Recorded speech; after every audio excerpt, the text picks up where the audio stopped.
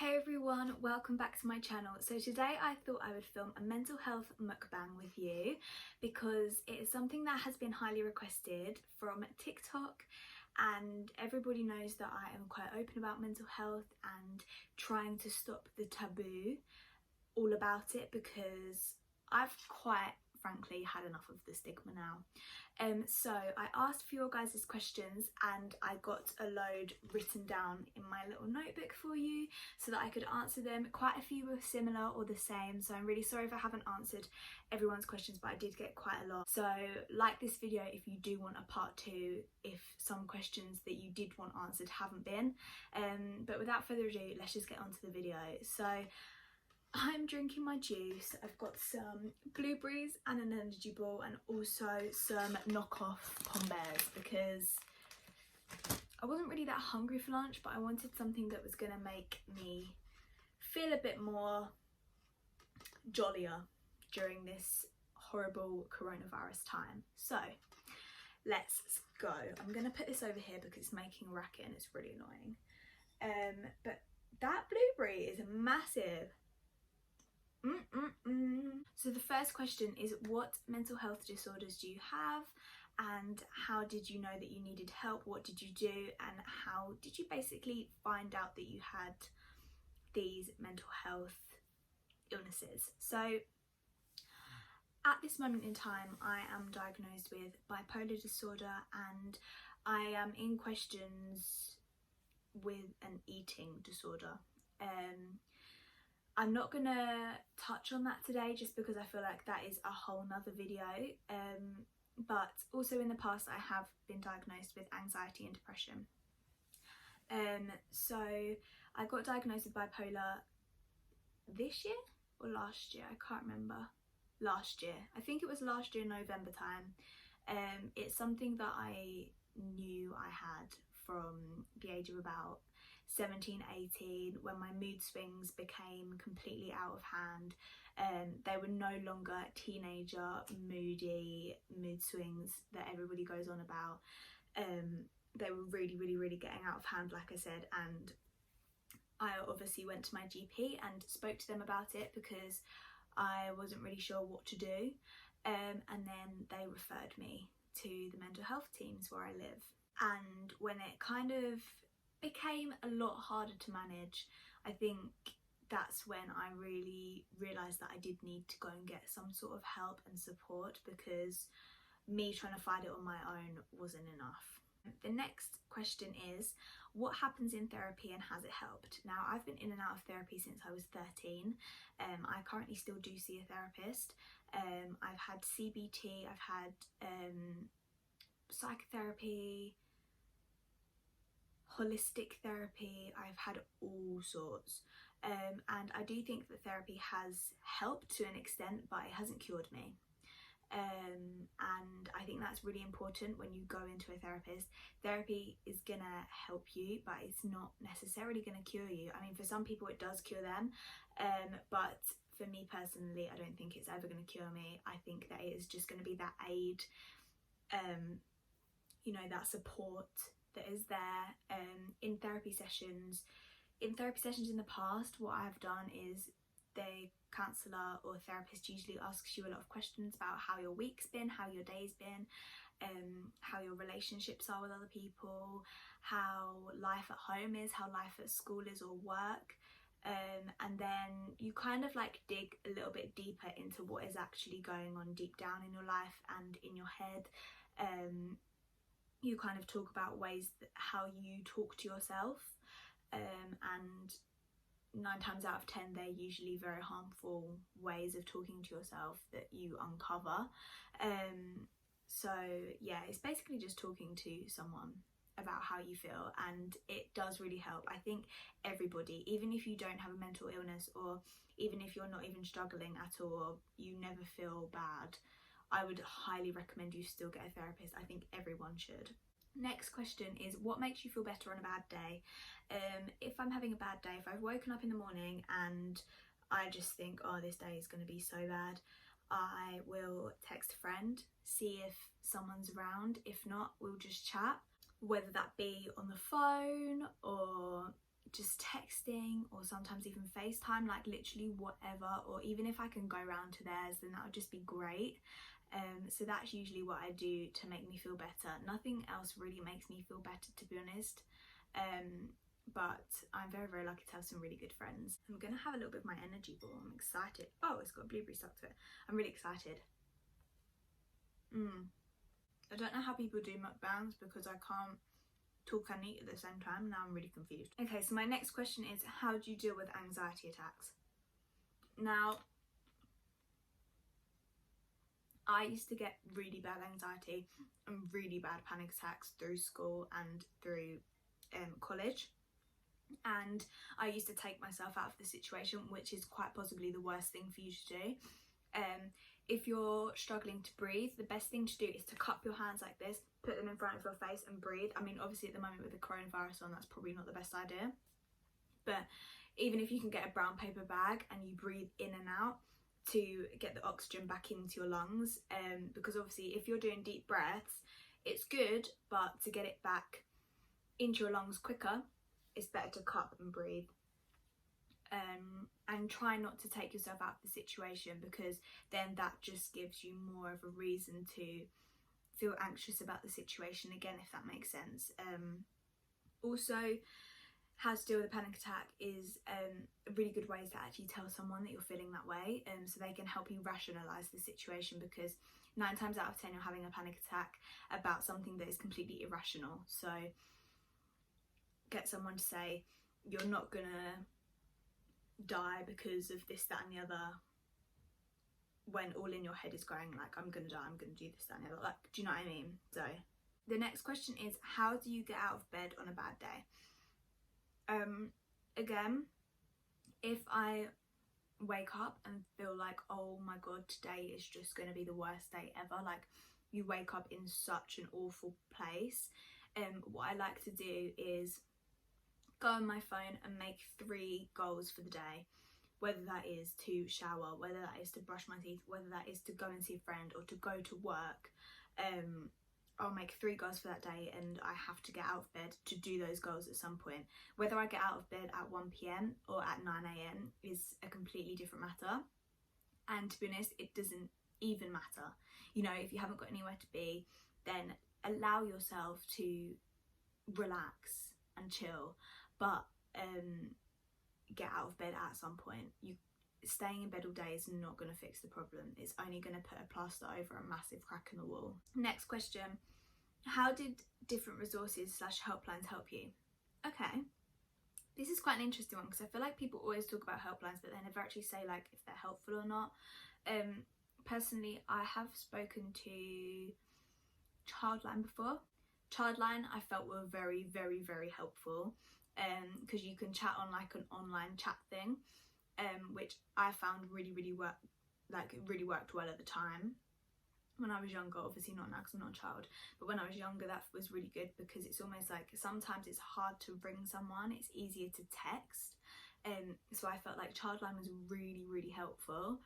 The Samaritans were very, very helpful. I've rung them before, and I've also emailed them because they don't have a text service anymore.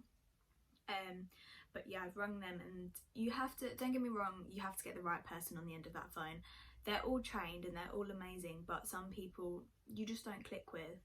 And I think it's important when you're feeling that bad, it's important to click with someone. So if you don't like the way that they're talking to you, just say, look, okay, thank you for your help, goodbye, and then ring back and you'll get someone else. Also, their email service is really good, but they take about a day to reply. So it's good to get things off your chest and then for them to reply. But if you're in crisis at that moment in time, it's not the best way to receive help.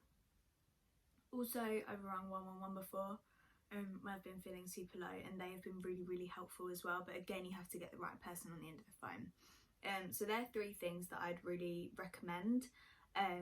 Just depends on the type of person that you are. Next one, coping strategies for highs and lows. For lows, I feel like it's a lot easier to manage. Good coping strategies for when you were low. Things like going out for a walk, looking out the window, opening your windows, get fresh air, talk to a friend, talk to a family member if you feel like you can, go and find a pet and hug them, or go to a friend. I know at the moment you're not meant to hug people, but whatever. I thrive off hugs. I'm a hugger, and sometimes all you need is a hug. Text your friend, say, I really need a hug right now, can I come over?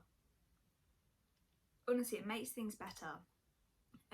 Just talking about it is so important, so important. Even just getting a piece of paper and writing everything down and then tearing it up and putting it in the bin. And then the highs, this is really hard because I'm quite lucky. I'm very aware of my emotions. I'm very vigilant. I know what's going on, but other people aren't aware of their highs. When I talk about highs, I mean manic periods, not just like I'm happy. So for highs, I'd say it's very important to tell someone. So someone that's close to you. If you find it really hard with money when you're in a manic period, get someone to take your cards off you, or get someone to take a note of what is going on. Also for highs, find exercise that you enjoy, so you can like run off that energy, or you can dance off that energy, anything like that, and use your manic periods as productive periods. You know, I think sometimes our thoughts are very, very distorted, but at the end of the day, if you feel like you can go and do a certain thing, go and do it. Next one, how to relieve stress. This one, I feel like stress comes in hand with me with being overwhelmed. So when I get stressed, I get super overwhelmed with everything that I have to do. So what I like to do is I like to get a notebook and write down everything I need to do. I love to-do list, and then you can tick it off and it makes you feel productive. I've just swallowed that blueberry whole. I need cheese.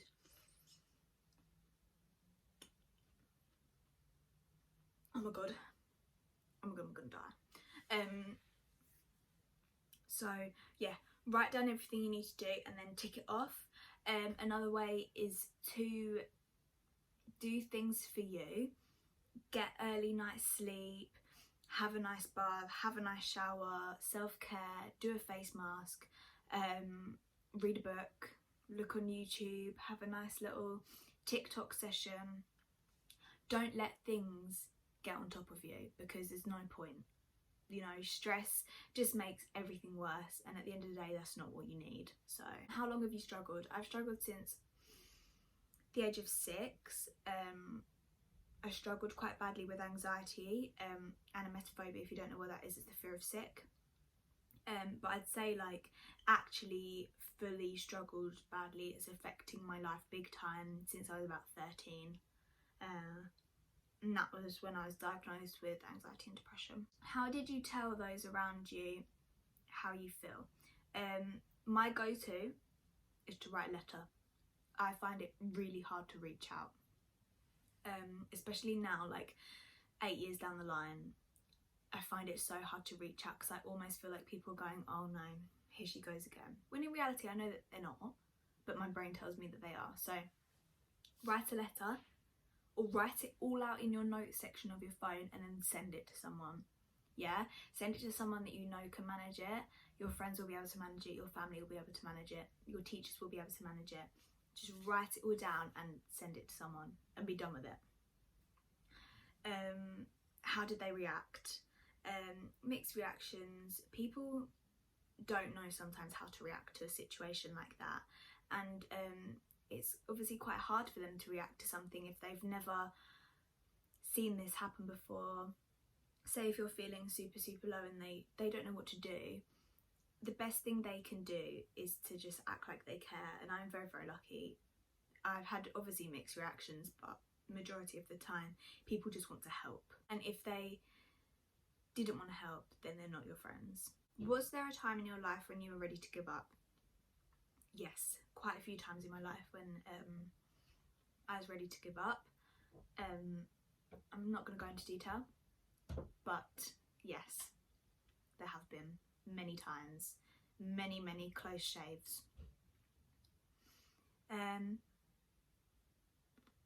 How to make yourself look happy. This one's hard because I'm all about showing emotions, but sometimes when you're feeling low, the best thing is to fake it till you make it, because I'll tell you why. Your body gets tricked into thinking that you are actually happy and you genuinely do have a good time. When you're faking a smile, fake a smile, and that smile will eventually turn into a real smile.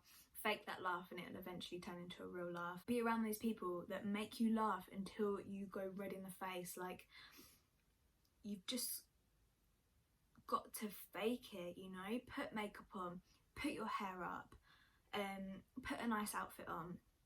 Even when I'm feeling low, so low, I will still try to make an effort, because if I make an effort, 9 times out of 10, I'll feel a little bit better by the end of the day. Last question. How to be confident in the way you look. I think a big part of this is how you speak to yourself in the mirror. If you look into the mirror and you go, oh, I hate my legs, would you say that to your best friend? No, you wouldn't. And if you did, then you're not a very good friend. So I would say, talk to yourself in the mirror like you would talk to your best friend, yeah? I look in the mirror now every day and I'm like, oh, you actually do look pretty good today. And that's not being big-headed, that's just loving yourself. I would also say, work out how to dress yourself. I know that at the moment I enjoy baggy upon baggy upon baggy. Whereas in summer I enjoy tight-fitting clothes that show off my figure because I'm a bit tanned. Like, I love my body when I'm more tanned, that's just how it is. Whereas in winter I like to be in like chilled baggy clothes. So work out how you want to dress yourself, because that is very important, and dress yourself to your shape. You know, if you love your curves, show them off, accentuate them. If you love your flat stomach, get your stomach out all the time. Like, no one's telling you not to. So learn how to dress yourself and talk to yourself like you're talking to your best friend in the mirror. And that is everything, guys. I really hope you enjoyed this. Something a little bit different and something a little bit risque, but I'm going to take the risk. If you did enjoy it, then please make sure to give it a thumbs up so I know that you did. And if you do want a part 2, then make sure to comment some other questions down below in the comments. And I hope you all have a lovely week. I hope you're all staying healthy, keep washing those hands, and I'll see you very soon. Bye!